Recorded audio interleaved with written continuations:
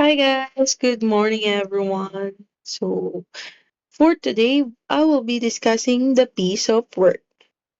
Tara, mat tayo, sama-sama nating gawing madali ang math.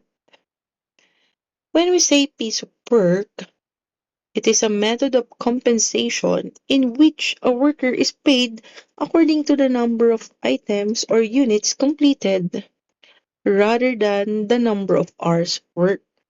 So pag sinabi nating piece of work, regardless kung anong oras mo siya matatapos, pero ang mahalaga sa piece of work, kailangan ay may magawa kang items or units. So halimbawa yung mga gumagawa ng basahan or yung basahan na ginagamit natin sa bahay, no, yung tinatahi. So yun ay ang mga workers natin ay binabayaran base sa kanilang item or ilang number of items yung kanilang magagawa, dun lang sila babayaran.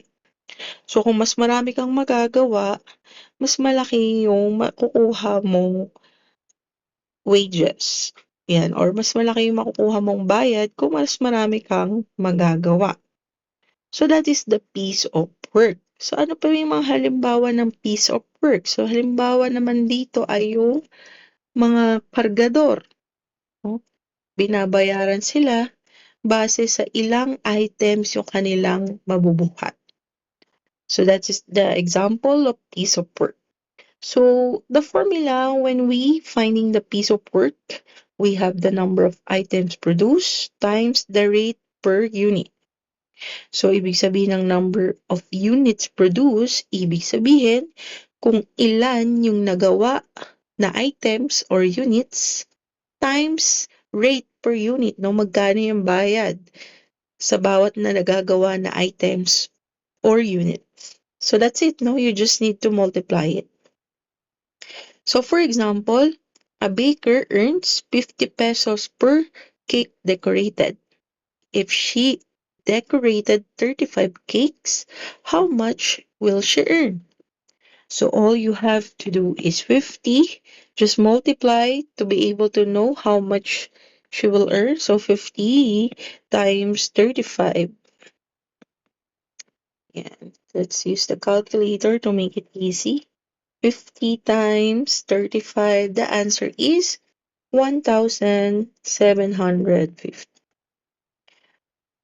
Next one, a jewelry maker received 120 for every necklace completed. If she finishes 25 necklaces, how much will be how much will he earn? So we have 120 times 25. So 120 times 25, the answer is 3,000. Next, a garment worker earns 20 per shirt sew. If she sews 450 shirts, how much will she receive? So, ganun lang ulit. 20 times 450. So, we have 20 times 450 equals to 9,000. And last example, a farmer earns 15 for every basket of vegetable harvested. If she harvested 200 baskets, how much will the farmer earns? So we have 15 times 200 baskets. So 15 times 200, we have 3,000.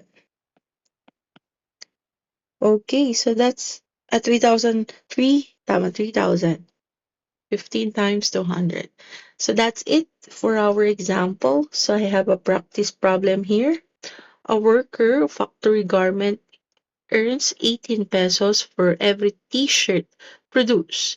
During 1 week, the worker completed 250 t-shirts. Letter A, how much did the worker earn for the week? Letter B, how does the number of units produced affect the worker's earner under the piecework compensation system? Oh wow. may konting reflection tayo for today. Ayan. So, I hope you will answer this and send or comment in our comment section your answer so we could have an interaction for this video. So, remember when we say piece of work, this is according to number of item or units completed. So that's all for our video today. Thank you so much. No, salamat. Maraming salamat po sa mga nanonood ng video na to. Sana ay meron kayong natutunan sa araw na to. See you in our next video. Bye!